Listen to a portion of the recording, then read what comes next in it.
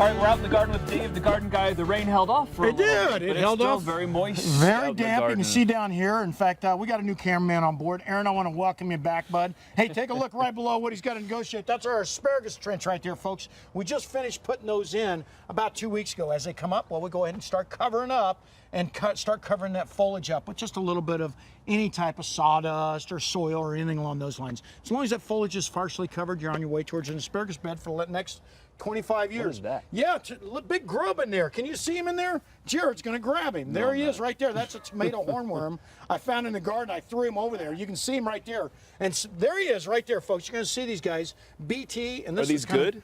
No, they are not I did good. not think so. Yeah, you want to use BT or Thurside. Bacillus thuringiensis will get rid of these guys. We got tomatoes out here. In fact, speaking of tomatoes, here they are. We're just starting to plant those tomatoes, eggplants, and peppers. We're buying them fairly large. We're doing the short season varieties. When I say short season varieties, these are ones that mature in about 60 to 90 days, ideally. Your early girls are celebrities. You know, your big boys and all those work real well. And then, of course, your sweet 100s or your smaller type tomatoes. Fantastic out here in the desert Southwest. Some people are still getting tomatoes from the last crop. Yeah. Are those plants still good, or should we get rid of them and plant new?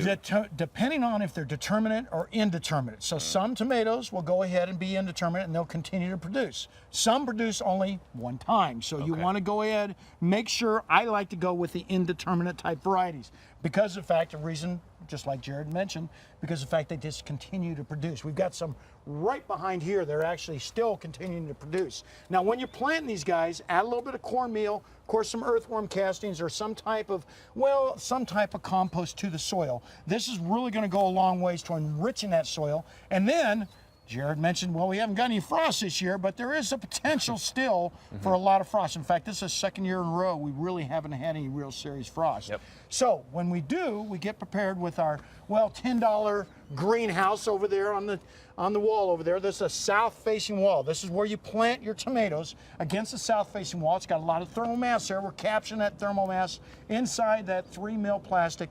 Made a real simple little setup there. It's real easy to do. A couple 2x4s, some 3 mil plastic, and then just cover it up. Make sure, as we mentioned, Plastic doesn't hit the leaves. that's exactly right. What you want to do is you want to make sure you're not using plastic or any type of frost protection. And then, of course, companion plant. Go over there. I want to show you my borage over there. It's growing up, and this is what protects your plants from tomato hornworms. What is it, So it's borage? called borage. Borage. And you want to interplant that with your tomatoes. It comes up from seed.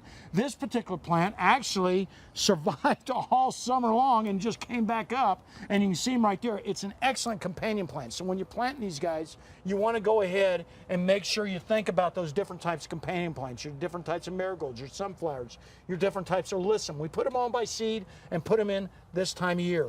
Weeds, you want to go ahead and mulch well. In fact, the thicker your mulch, the better off you're going to have in controlling those weeds. Go with some 10% vinegar. Start hitting them right now. I'm going to tell you, boy, they're going to get really wild. After this week, and all this wily rain. After this rain, some of the most rain we've really had. In fact, up in Payson, we've had over 7 inches in the last, in the last 30 days or so. It's been crazy. So make sure you're doing something along those lines. And then, of course, cool season type vegetables, especially with all this rain Kim mentioned.